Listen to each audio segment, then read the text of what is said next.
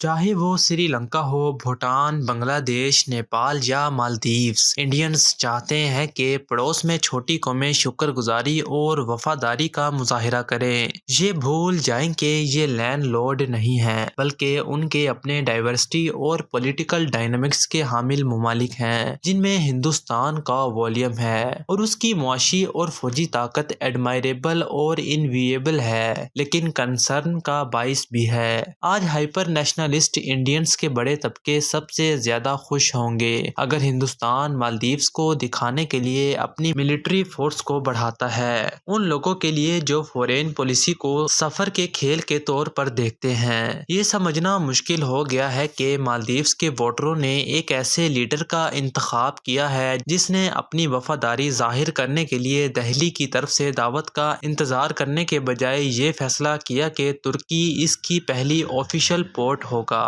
کوئی بات نہیں کہ ہندوستان اس کے بعد بھی انہیں فٹ نہیں کر سکا اور اس کے بعد اس نے بیجنگ کی دعوت قبول کر لی۔ ایروڈیشن ٹی وی کی ویڈیوز میں ایک بار پھر سے سلام اور ویلکم۔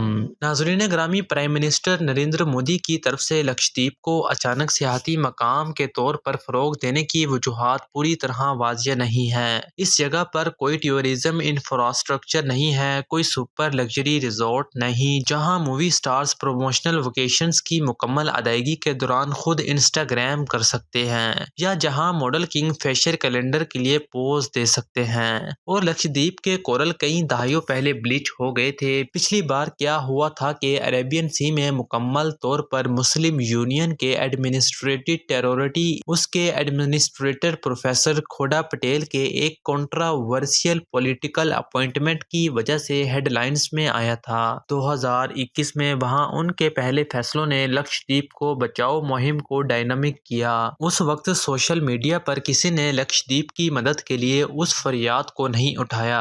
تعجب کی بات نہیں کہ جب وزیر اعظم نے لکشدیپ جاؤ لکھا تو انڈین سوشل میڈیا کے جنگجوؤں نے اسے مالدیوز کو سبق سکھاؤ کے طور پر جلدی سے پڑھا۔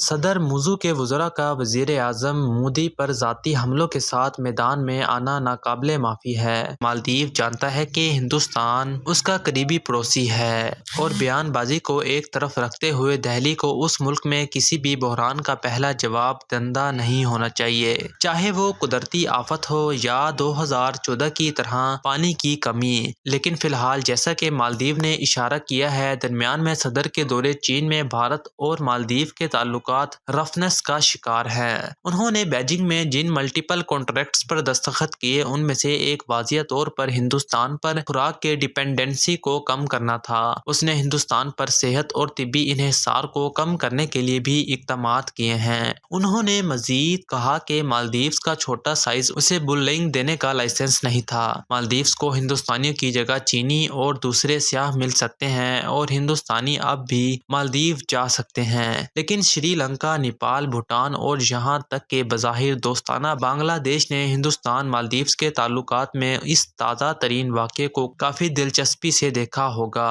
مالدیوز کی طرح سری لنکا کی معیشت بھی بڑی حد تک سیاحت پر منحصر ہے۔ نیپال ایک خشکی سے گھرا پڑوسی ہے جس کی بھارت نے 2 بار ناکہ بندی کی ہے، اور وہ اس نعرے پر یقین رکھتا ہے جو بھارت 1126 کے لیے استعمال کرتا ہے۔ سوشل میڈیا پر ہونے والے حملے کی سنگینی اور اس میں ہندوستانی مشہور شخصیت کی شرکت سے بڑے بھائی کے بارے میں روایتی عدم تحفظ کی تصدیق ہوتی ہے جو ان ممالک میں موجود ہے۔ ہندوستان مالدیوز کا کانفلکٹ 2 طرفہ تعلقات کے بارے میں ہو سکتا ہے، لیکن یہ پڑوس کے ارد گرد لہریں بھیجے گا جس سے ہندوستان کی نیبر ہیڈ فرسٹ پالیسی پہلے سے زیادہ پیچیدہ اور مشکل ہو جائے گی۔ امید ہے کہ آپ کو ایروڈیشن ٹی وی کی یہ ویڈیو بھی بہت پسند آئی ہوگی۔